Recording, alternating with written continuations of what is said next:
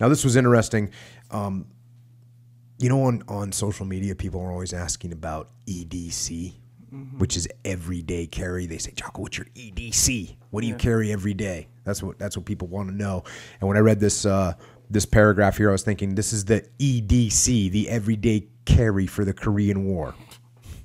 So when they ask you your EDC, is that a gun or just everything? It's just like everything knife? you carry. Knife. What do you carry for a knife? Your wallet. You know, your various things that you carry. Yeah, your EDC, man. Your EDC, yeah.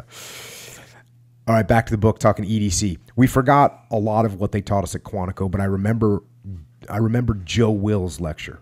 Will was a captain who'd been in the hard fighting around Pusan the first summer of the war. There were pictures of Will and his men in Life magazine. Will had really been to Korea and had fought, and so we listened and took notes. Will didn't talk about war aims or strategy or even small unit tactics. He told you what to take to Korea in your pockets. Nail clippers. If your nails grew too long, they caught on things and became jagged or maybe even ripped off.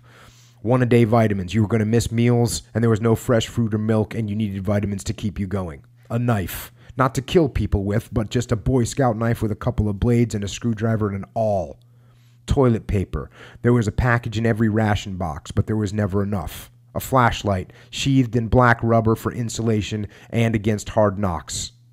A pen and a small spiral notebook. You wanted to keep track of your men and to be able to write lists, to leave notes for people. A good watch with a luminous dial you could read at night. A couple of good-sized bandanas you could use as handkerchiefs. You were always wet and were going to catch a cold and your nose would run. A toothbrush and toothpaste. A small bar of soap. A razor, of course. The soap also worked as shaving cream. Some rawhide leather thongs in case your shoelaces broke or you had to make jerry-rigged repairs to something. A plastic bag to keep your wallet in when you got wet. An extra pair of wool socks. A Zippo lighter for smoking and lighting fires. You didn't need any stamps or money. There was nothing to buy and no place to send it. The dog tags went around your neck. You hung them from leather thong at different lengths so they didn't clink together and make noise.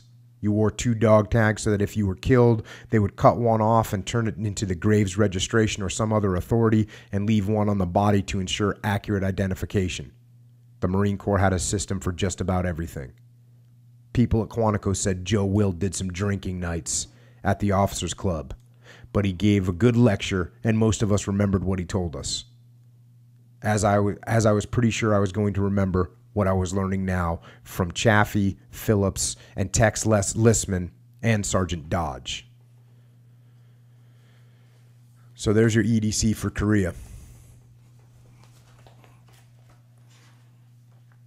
It's amazing how some of that small stuff gets, like in the SEAL teams, that's the kind of thing that you'd get turned over from somebody that was in an area where you were, and you'd be all happy to get these good turnovers, you know. Someone would say, hey, you really need this up here, you need that, and it'd be always good. And it'd be bad when you'd forget or someone wouldn't give you a good turnover, and you'd say, wait a second, I should have had this. Why didn't anybody tell us that stuff? Yeah. And it was interesting, too, because when we first got over to my first deployment to Iraq, man, we were learning so many lessons about what was going on. One of the biggest was how we were operating in Humvees all the time, because we didn't really do that much before the war started. So all of a sudden, we were just learning a lesson a day in how to operate with the Humvees. Yeah. And we just logged it all down and passed it on, so the next guys knew what was coming. Yeah. Capture those lessons learned and pass them on. And by the way, when you're coming into theater and you haven't done the job, whatever job that you're taking over from somebody, listen to whatever they're telling you. Yeah. Don't go in with your preconceived notions. You might have your own ideas. That's fine. I'm not saying don't have your own ideas, but listen to what people are telling you, because they're going to know some things that you don't know, and that's all there is to it.